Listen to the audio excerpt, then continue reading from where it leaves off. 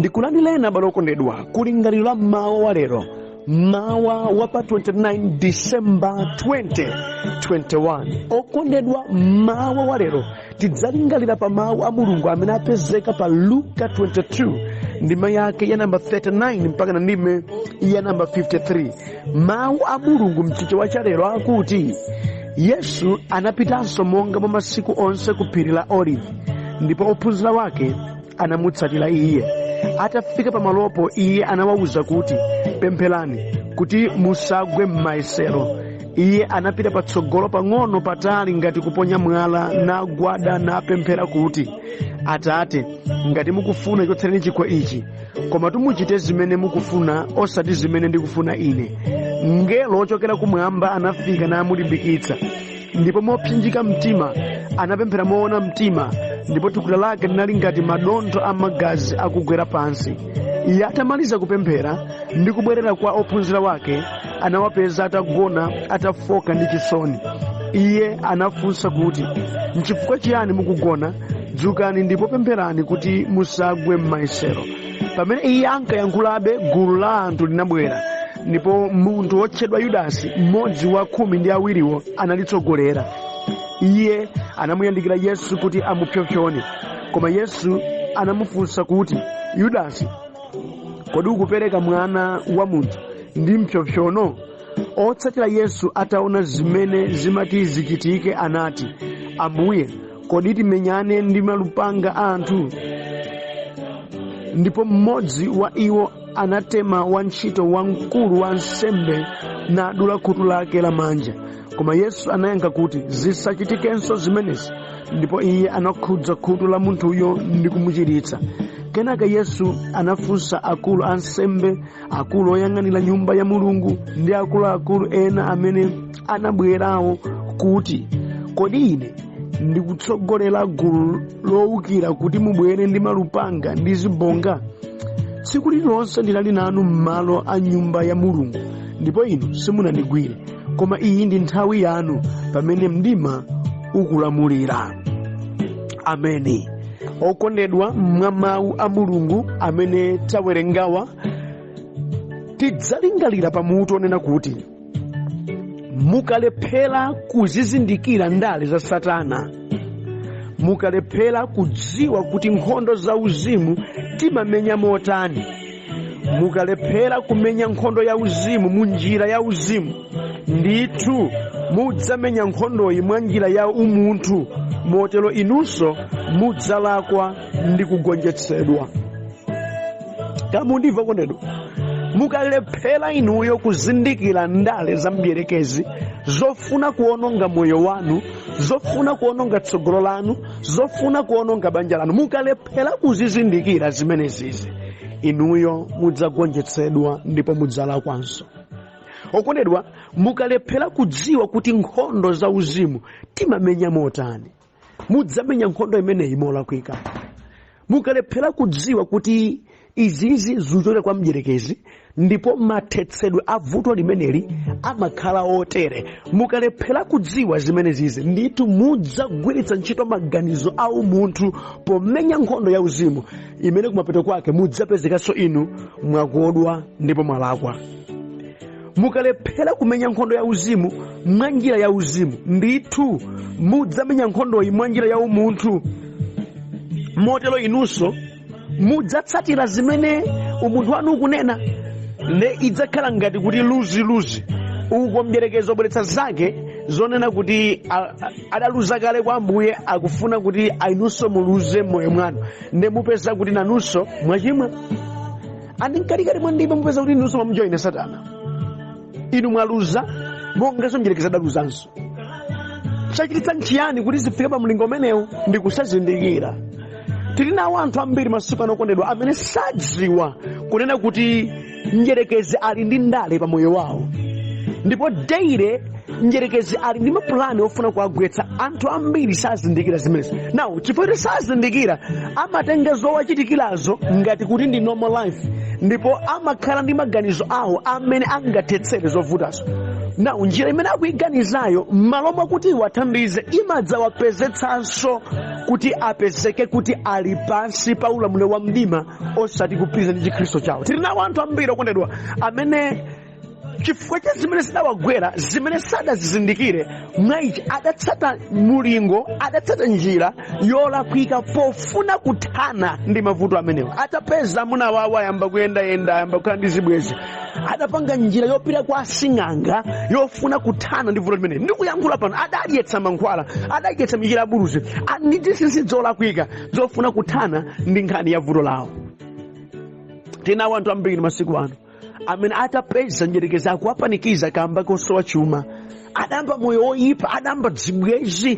Pano pati kuyankhula pano ndi mayi okwatiwa koma ndithu ali ndi zibwezi, ndi bambo ndithu amene ali ndi udindo kutchalichi koma amachita corruption, amabanso, ali ndi zinyengo zambirimbiri. Adagonjetsedwa posazindikira kuti njerekeza akubweretsa ichi chifukwa chiyani. Tinawo anthu ambiri okondedwa amene zitawapanikiza zina zobwera ndi Satana, popeza sadazizindikire akutsatanso njira za umunthu zofuna kuthana ndi vuto lawo. Adafika mpaka na pokwitsana, ali ndi maudani panopa, adapanga skata, palibe chikuyenda panopa, ndi galugalu basi, kunyozana, kupwetekana, kulembirana malire. Ngakhale oterewa amapita kutchalichi. Adagonjetsedwa, ali pansi pa ulamuliro wa mdima. Uthenga amamvera monga mukumveramo, koma ndithu mphamvu yotsatira mawu a Mulungu idakanika, chifukwa mavuto atapeza, ndalezo zitawapeza, iwo sadamenye nkhondo imeneyo mwa njira ya uzimu. Ayi, akugwiritsa ntchito manja lero, akumenya nkhondo ya uzimu mwa thupi dziukanika. Mapeto wake nawonso akupezeka kuti akodwa, nawonso akupezeka kuti achimwa. Okondedwa, tili nawo anthu ambiri okhulupirira amene akumenya nkhondo ya uzimu mwa thupi, ndipo palibe chimene chikuyendabe basi, palibe chimene chikuyenda, chifukwa nkhondo ndi ya uzimu koma iwo akuyimenya kuthupi. Zakuti amuna awowa, zakuti akazi awowa, zakuti mwana wawoyi ndi mdyerekezi amene akupangitsa, iwo ndi ali bize kutsata ma protocols a dziko lapansi. Kamenereni kwa mkolo wake, ankhoso abwere, izi zichitike motere. Izizi inde zimatha kuthandiza ku dziko kuno malingana na chikhalidwe chathu, koma kwa iye amene amazindikira kuti root ya vuto ilili ndi Satana, anafuna amtengesera nayo head on. Zinafunika choyambirira chikhale pemphero, choyambirira ufumu wa Mulungu udzatenga ulamuliro pa zimenezi. Koma ayi ndithu ali busy uko nkupita, izo nkuchita. Pano padangofika polema, amanena mawu, ndinayesetsa ngati munthu dzandilaka. Inde munayesetsa koma kunjira ya thupi, kunjira ya uzimu ataulo chimodzi simulachitepo. Mukuganiza mungapambane bwanji nkhondo ya uzimu pakutsatira mamenyedwe a nkhondo imeneyi mu thupi? Sizigwirizana. Okondedwa, tiyeni za uzimu tizitenge mwa uzimu, musasolole lupanga pa nkhani ya uzimu. Mavutowa akufunika pemphero la mphamvu osati zikwanje zakuthwa. Ayi ndithu, osasolola lupanga pa nkhani ya zauzimu. Ayi, mavuto amene mukudutsamo chemwa, mavuto amene mukudutsamo chimwene, akufunika pemphero la mphamvu osati zikwanje zakuthwa, osati kulalata kwambiri, osati kumenya kwambiri. Ayi, osati maudani. Ayi, onse amene akumenya nkhondo ya uzimu pakugwiritsa ntchito maganizo ndi machitidwe athupi akulakwa ndithu. Malo moti tithane ndi vutoli mwanjira imene tikuyitsatira kumenyana nayo ikutikokanso kuti ikhale mbali imodzi yakutsatiranso Satana. Musatero okondedwa, musasolole lupanga pa nkhani yokhudza moyo wa uzimu. Inuyo sololani pemphero la mphamvu, popeza kunena kuti mavuto amene wasafunika zikwanje zakuthwa. Ayi, akufunika pemphero la mphamvu limene lidzakhoza kuononga kwakukulu. Mudakumbuka malemba akuti pemphero la munthu olungama likhoza kuchita kwakukulu machitidwe ake. La munthu mmodzi olungama lili ndi mphamvu yodabwitsa. Ndi zimene mukufunika. Ameni. Okondedwa, ndimatindikambe nanu mmawa lero kuti mu dziko lino lapansi tikukumana ndi zambiri zotichitikira. Njerekezi watikira zambiri, watigudubuzira mabizinesi athu, watigudubuzira mabanja bathu, ma relationships athu, watigudubuzira moyo wathu wa uzimu. tili ndi anthu ambiri amene ngopanikizika sakukhala moyo mmene anafunika kuti akhale. Anthu ambiri ngokhumata. Ine ndikumvetsetsa izi zindi ndale za mdierekezi, ndipo mdierekezi akuzipanga daladala ndi cholinga chonena kuti aone kuti tikhoza kumene naye motani, chidziwitso chathu nchotani. Mwatsokanso anthu amene akusweka chidziwitso malo moti azindikire zimene mawu a Mulungu amanena ndi kuyima mzimenezo, ayambanso kukhala ngati akumenya naye Satanayo koma tumwa njira ya umunthu. Akulalata kwambiri, akumenyana kwambiri, akuyikirana malire, mabanja akumafika pomalekana, umafika posokonekera, ana nkumaphinjika, palibe chikuyenda. Nkhondo ngati zimenezi abale wanga, zimene sitinganame kuti sizitichitikira, ndi kuyankhula pano ambiri ali pansi pa nkhondo zimenezi. Kuntchito kwawo kuli nkhondo, mu utumiki mwawo muli nkhondo, pamene akukhala pali nkhondo, okondedwa pena pali ponse kusukulu kwawo nkhondo zililaka. Funso, timenyane nazo bwanji nkhondo zimenezi? Tizitani nkhondo zimenezi? Mawu amene tawerenga ndi chitsanzo chabwino chakamenyedwe ka nkhondo ya uzimu yotere. Choyambirira ndiko kuzindikira kuti izi zikubwera ndi ndani. Ameni. Mukapanda kuzindikira kuti izi zikubwera ndi diablosi, mukamenyana ndi munthu wina amene simunafune mutamenyana naye. Mukudziwa amene akupangitsa amuna anuwo kuti akhale monga amene akhaliramo siwopa okhayi, ndi Satana. Mukazindikira zimene zizi, mudziwanso mmene mungathanirane ndi Satanayo kuti awo akhalebe abwino. Mukapanda kudziwa zimene zikuchitikira mwana wanuyo, muyamba kumenya mwana wanuyo ndi mpini, mungomupha mupita kundende. Koma mvetserani, munafunika muzili akupangitsa ikhalidwe ili mwa mwana wanga ndi ndani, amene yofuntana naye, ndipo timuthana naye motani. Yesu pakudziwa za chipinjo chimene chidzabwera kutsogolo kwake, adapita kokapemphera, akuzindikira kutsogolo kwanga kukubwera chouyopsa. Ndipo njira imene ndingathana ndi chimenechi nkuti ndilumikizane ndi kumwamba.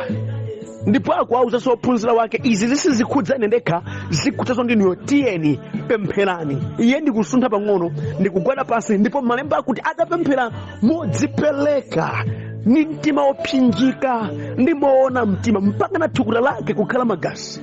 Sidali nkhani masewera, adazindikira chikubwera kutsogolo ndi chani. Adazindikira kupweteka kwa zimene akumana nazo, ndipo adapita malo oyenera ofuna chilimbikitso kuti ndidutsemo bwanji mmenemo, ndikufunika kulumikizana ndi kumwamba. Ameni.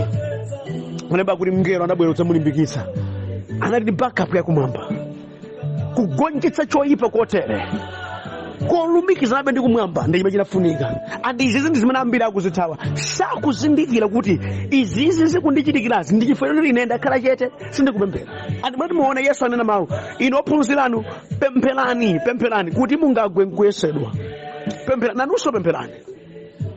Tandimvani, mukukudandaula za banja lanu, koma banja lanulo mutazindikira kuti amuna anu akukhala kwambiri pa foni, ayamba kuthawathawa pa foni, simudazindikira uwuni mdierekezi wamba wakopa, simudapemphere ndi makhala bize, uyikati anyamata, uyikati atsikana tiziwa londalonda kuti muzaona kuti akadutsa muniuze. Mungotangonika nazo, mkanji osagwada pansi ndi kupemphera. Mamuna indi wanga, kachiwanda kadama kayamba kulimbana naye, ndikulengeza moto wa mphamvu wa Mzimu Woyera uzikutira mamuna wanga, monga mudatereza Yobu Ambuye kumangira tchingo, mangani tchingo pa mamuna wanga, pasapezeke kena kalikose kaye mujitu kamene kazichita tasatasa ndi amuna wanga. Ayi, Yehova mphamvu yanu ikutira ngakhale moyo wake. Pemphero limene lili kuti kwa inu, mukapanda kuzindikira simungapemphera pemphero limeneli. Pemphero limene nuchula pano pali ndilopemphera iwo amene azindikira chikuchitika nchiyani ndipo akuyambitsa ndani. Mukapanda kuzindikira kuti chikuchitika nchiyani akuyambitsa ndani, ndikukuwuzani mugwiritsa ntchito zina zosanena kugwiritsa ntchito pa nkhondo imeneyi. Pavuta mulimbana ndi osafuna kulimbana naye, ndipo simupambana, sizingayendebe, mupitirabe kumangolira ndi kuvutika. Izi zikufunika kuti muzizindikire. Ndi ndani akubweretsa izi? Ndi ndani amene akubweretsa mavuto pa ntchito yanga? Mabodza angoti likachoka bodza ili pabwera bodza ili. Kodi chikuchitika nchani? Zindikirani, uyu ndi Satana uyu. Inde Satanayo amagwiritsa ntchito anthu. Focus yanu isakhale kwambiri pa anthu amene anena mabodzawa. Focus yanu ikhale pa mdierekezi amene akutuma anthuwa kuti zichitika. Chifukwa udani uli pakati pa inu ndi Satana. Mdierekezi afuna atawononga moyo wanu. That's why akutuma awawa ngotumidwa. Mufuna mulimbane nawo atu ngotumidwa. Chimene chikuwatumacho ndi chimdierekezi. Awawa ndi akapolo a mdierekeziyo, iruthanani ndi Satanayo adzalekaso khala amenewa. Ameni. munafuna mulingati kuntchito kwanga mdierekezi afuna ayimitse promotion yanga kudzera mwa mkuluyo. Ndipemphera ndikukhoma fasting 3 days fasting achimwene kupemphera Ambuye ndazindikira abwana akuti akukhomerera izi ndi mdierekezi amene akuwatuma amenewa. Ndikupemphera mphamvu yanu itatsika, ndikupemphera ukulu wanu utaoneka, ndipo mkuluyu Ambuye mumasuleso chifukwa kungotumikira Satana sakudziwa chikumuchita nchiyani. Na Yesu afunira chipulumutso chanu Mulungu wakhulupirika. Muona kuti no mdierekezi aleka mkuluyu samagwiritsa ntchito ndi Satanayi apeza chipulumutso chifukwa kuti inuyo nkhondo imene mukumenya ndi nkhondo ya uzimu imene imafunikanso kuyitsata mwa uzimu. Ameni. Vuto limene tili nawo lina Khristu ambiri aulesi amene amangochita mantha ndi zochitika zawo. Andi mwatsokanso mwabaga shift kumangouza anthu ndipemphereni iwo osapemphera nkomwenso ayi. Okondwa ndi ndikamena anu mawalika mukazindikira kuti iyi ndi nkhondo iyi itengeni head on mupemphero la mphamvu kwa Ambuye. Dzipatseni nthawi yakulumizana ndi kumwamba. Ameni.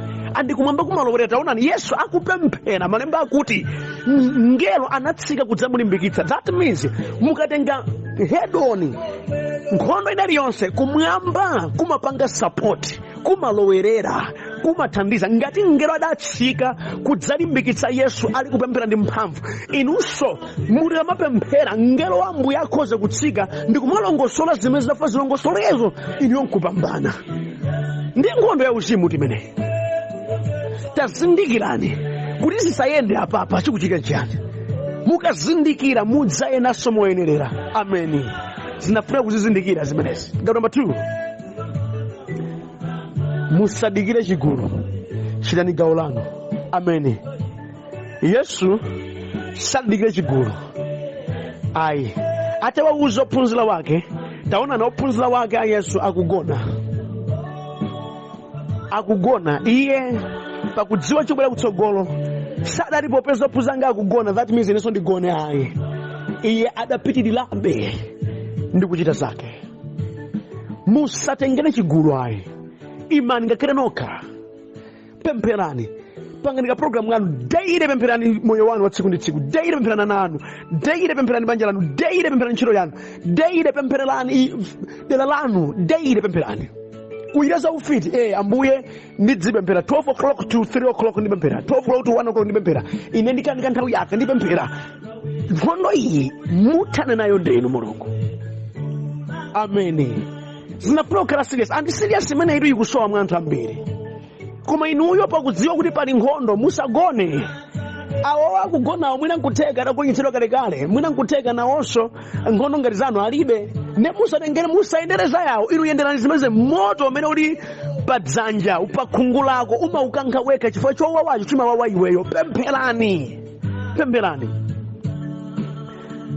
Busa ndayesetsa ndipo musaleke. Pempherani. Adakusiyana amuna wanu alembeni dzina mchipinda kwanu, dzina lako lonse wakuti uyala manje dzina limene Ambuye wini mwamuna wanga ndidzimpemphera daily. Ndikangodzuka ndidzipemphera limene kuyala manja lero lino Ambuye ndikumuyala manja uyu atembenuke mtima abwerera amene mu dzina la Yesu Khristu. Kadanyetsa mankhwala kali kudzakhala bwanji ndikupemphera abwerere.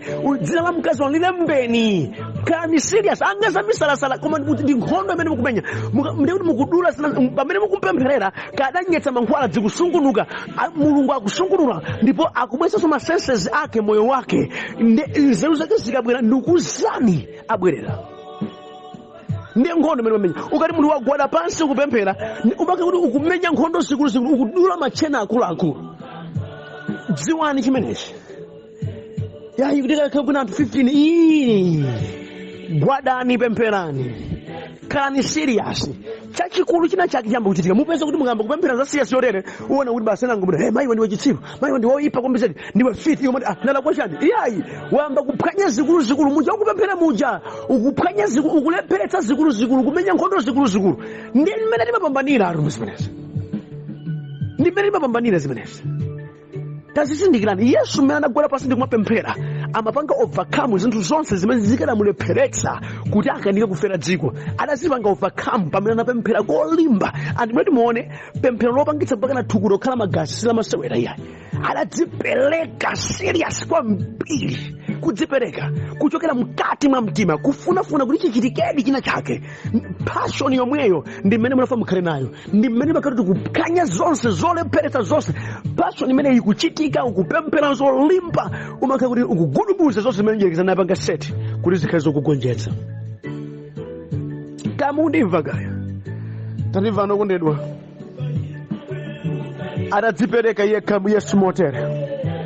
Ophunzira wake akugona, adani aja afika. Muone adani afika, akubwera ndi Yudasi kudzampereka Yesu. Mmene Yesu adayankhira za vuto ili ndi mmene aja amagona adayankhira za vuto ili mosiyana. Akuchichirika ndani monga mmene awerengera, amene akuchichirika ndi aja amagona aja amene sadapemphere aja akutulutsa mpeni. Ambuye titani nawo amenewa, tachite kalati kodi titani nawo amenewa. Wina asadafike po Yesu asadafike poyankha nkoma, wina basi wadula kale khutu pa iwo. Kwa iwo ora amaliba amene bwino kukhoza ndi uzimunso kwa iwo. Ayiwala kuti no kuja magona kuja pamene agonjetsedwa. Nkhondo iyi sadafuna atamenya motere iyayi. Ayi akadayima njipa vuto ilili ndi kuthekera kumwamba, akadakhala kuti anayima pamaso pa Ambuye. Mukudziwa tili nawo anthu ambiri okondedwa amene akugona, amene sakuchita kena kalikonse mu nkhondo zawo, koma zikafika kuti apange responde kupemphera konse kujako amakutaya ndi kumapanga responde mwa umunthu. Zosafunika kuyankha ndi zimene akuyankha, kosafunika kupita nkumene akupita, chosafunika kuchita nchimene akuchita. Mapeto wake nawonso akupezeka solakwa. Chifukwa nchiyani? Sadapemphere. Munyengo zanu muyankha bwanji? Ine tutenda nawo andidziwaso, ine ndinachiteza ndi mayabwe mwambiri zedi andidziwaso sangantere, koma yeti ndinopemphera. Mukuziyankha bwanji zinthuzi? Mukuziyankha mwa umunthu chifukwa yoti nthawi yoti mupemphere munalibe. Ati nyengo imene ikuchitikayo simukuyimvetsetsa kuti ndali yabyerekezi inalipata afuna atani. Ayitere popeza simunazimvetsetse ndi chifukwa mukuchita motere. Nipake katundu wake ndizipita ne zopusa ndi makana nazo ndikuchoka born again wokwera phiri mudasesa katundu wanu yese ulendo wapita kumudzi kwanu ndi zopusa madana nazo sangabwera munanga mabwera levelo pa khomo yayi. Injerekeza nafuna kupangani sinacha amuna anuwo ndiye inu mumusira mumunyanyalira moti nyani munyanyalira munda mwali manokha chili muna chimangano unganjire ko chimodzi nakulekera munda oseko afe njala nda. Mukuyesanga ndinu dolo mwagonjetsedwa nanunso ngamagonjetsedwa, mudapanga zobwa mwana mwagonjetsedwa, mudafuna kuti abwera usiku ndi mjerekeziru yafunaso ndi banja langa ndimtenga head on 2 days prayer 3 days prayer daily prayer. Mugonjetsa koma ayi ndithu kukandika kokupempheraku mukachijirika ndeti oterewa amakhangala akukhoza akamachita zinthu zawonso. Mukundidziwanso ine pachani choncho ayi kaya nyerekeza mango seule ndamunokola matangatani ambiri akunokoka chifika zimenezi akupanga ziganizo zawo osati zochita papemphero. Ayi adali munthu nkhani yonseyo padali pamene paliponse anapempherako ayi ndithu sadazindikire kuti mnyerekeza akuwapita chipasi. Mukudziwa ambiri asintha ntchito koma sadafuna asintha ntchito ya adafuna atalimba mtima ulo ndipita chipaso ndigwera pasi ndipemphera. Zidakafukuka chona chikadadziwika moyo wawo kadakhala uli patali, koma chifukwa chakuti adagona mu nthawi yofunika kupemphera. That's why lero lino akumenya yamanja. Ndikuyankhula ndi anthu ena pano amene asolola kale malupanga awo adula makutu a anthu chifukwa cha phuma, akumenya yamanja, akulalata kwambiri zedi, akumenyana ndi babanja bawo, akuyika malire muzochitika, asolola malupanga okonedwa, akudula makutu a anthu, akwiya ndi amadzibakira. Mina ine pacha mmadziwanso ndili ndi utumiki wa Samsoni wazibakira. Iyayi mwagonyi simudayizindikire nkhondo iyi, simudayizindikire. Munafunika mutapemphera kwambiri, mudakapemphera kwambiri simunakafika pa mulingo umene mwafikawo. Mukufika pa mulingo umenewo chifukwa simudapemphere mwagonjetsedwa. Ndikambirana nkhondo ya uzimu timamenya mwa uzimu. That's why Yesu zina akamufunsa mawu achipongwe samayankha Yesu. Pena mangu dai mwarero ndino iye alipe chifukwa akudziwa tidamenya kale nkhondo imeneyi. Amadziwa chonena kuchita ndi sonse nena kuchita mnthawi yake. adapambana. Zinthu zonse zimene zinali zoyima munjira yake kuti zisampangitse kuti akafe, adazipanga overcome ndi pemphero, mpaka adakhalabe opemphera. Ndipo muzonsezi Yesu sadachimwekera kalikonse. Mukudziwa achina Petro akusolola malupanga chifukwa iwowa mu nthawi ya prayer amagona. Inunso nkhondo zimene zikubwera mukapanda kuzizindikira, mukapanda kuyima nokha, musololanso malupanga ndi kumenya yamanja, kupita kwa asing'anga kumenya yamanja kumene kuja chimwene, ukauza yawo kumenya yamanja chimwene, kuyika zinthu zambirimbiri. Iwo ndiwo bakhala olondera mzawo kuvutika muzambiri okonera kumenya yamanja. That's why my BP sakukata atu m'mitima ya wanthu. That's why moyo osangalala ukukanika chifukwa kuti nkhondo zimene zikumenyedwa zikumamenyedwa muyamanja osati muyauzimu. Funso langa mawalero, mumenya bwanji nkhondo zimene mukumana? Chifukwa mukumana nazo nkhondo zimenezi simunganame simukumana nazo, mukumana nazo. Funso langa, mumenya bwanji nkhondo zanu? Mukudziwa chani? Mowini natu nkhondo ndi mchipinda mwanu kugwera pansi ndi kupemphera. That 10 minutes will mean a lot. That 30 minutes will mean a lot. That 1 hour ipanga destroy osati masewera. Amen. Chomaliza tamvani Yesu akuyankhula mawu a munthu amene wapambana kale, ochoka pa pemphero, akuwauza akuluakulu aja. Poyambirira akukamba ndi ophunzira ake, uzisachitikenso zimenezi, silimenya choncho nkhondo yake yayi. Pomwepo mdani wake amene wabwera kudzamugwira Yesuyo atamudula khutu, Yesu akumuchiritsa. Sakuonetsa nkhanza, akumuchiritsa pomwepo, akupanga manifest power ya Mulungu popo pakati pa adani ithu. Sinditsata kuti adakati anthu abwera adzagwira inuyo udzate chipongweni wende wina kamudula khutu mungatamuchiritsa? Kale mulungu akasanga kuti wakhaula, yes iwe tatibulana amenewo ogonyetsera ndi amene amatere, koma Yesu akuchiritsa. Ndipo atachiritsa mpamene akuyankhula nawo akuluakulu, nali nanu limodzi nyumba ya Mulungu, simunandigwire. Mukubwera kwa ine ndi malupanga ndi zibonga ngati ndine munthu wotsogolera chifwamba. Ndigula zifwamba limene ndatsogolerazi. Akungoti zori sadamuyankhe. Ndi akuyankhula mawu amphamvu akuti nthawi ino ndi yanu ya mdima, chilalikane kalikonse kuti mukhoza kuchita. Achitikane kalikonse ndi nthawi ya mdima. Verse 53 akuti tsiku lililonse ndinali nanu m'bwalo la nyumba ya Mulungu, ndipo inu simunandigwire, koma iyi ndi nthawi yanu pamene mdima ukulamulira. Mwaiva ngani? Ndi nthawi yanu. Na mawu amenewa oti ndi nthawi yanu abisa mawu ena kuti nthawi yanga irani kodi ikwana. Munthu nthawi ikakhala kuti ili manja mwako uchita ndiwe umachitakana kalikonse wochitira. Ndi zimene ndani amachita, amakhanga akutansa poti nthawi ifika nthawi kutsogolo. Ndipo ndikamena nonse abale wanga amene mumve uthenga wotere, musasauke. Nyerekeza amakhanga natasa poti nthawi yamakhanga yake, koma yachauta ikafika pamene amadzadziwa kuti khobwe sinyemba chimwe. Ilipo nthawi imene kumwamba kumaonekera modabwitsa.